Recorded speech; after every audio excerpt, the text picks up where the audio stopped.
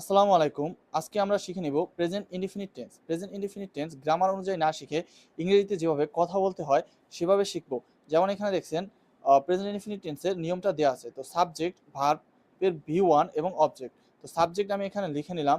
ভার্বের V1 মানে হলো ভার্বের প্রেজেন্ট ফর্ম লিখে নিলাম এবং এখানে হলো অবজেক্ট।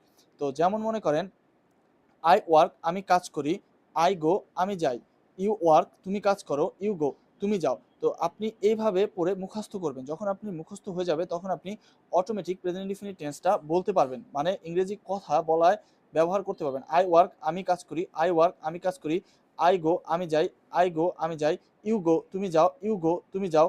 দে গিভ তারা দেয়, দে গিভ তারা দেয়, দে সেল তারা বিক্রি করে, দে সেল তারা বিক্রি করে। তারপর শি আর হি বা নাম মানে যে কোনো ব্যক্তির নাম, যেমন আবুল ওয়ার্কস, আবুল কাজ করে। এখানে আছে ওয়ার্ক। যখন আমরা কোনো নাম এবং শি হি ব্যবহার করব তখন এই ভার্বের সাথে এস বা ইয়াস যুক্ত করে দেব।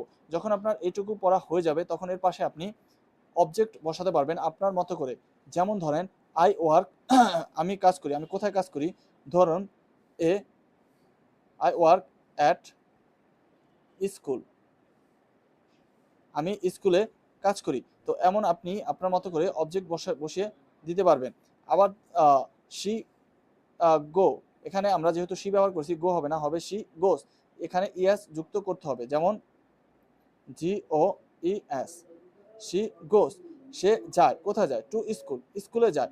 যখন আপনি শেষ বুঝে ফেলবেন যে শি গোস সে যায়, তারপরে আপনি এখানে অবজেক্ট বসিয়ে দিতে পারবেন। তো এইভাবে প্রেজেন্ট ইনডিফিনিট টেন্সের সেন্টেন্স গঠন করতে হবে এবং আপনি কয়েকবার চর্চা করলেই ইংরেজিতে আপনি কথা বলার ক্ষেত্রে ব্যবহার করতে পারবেন।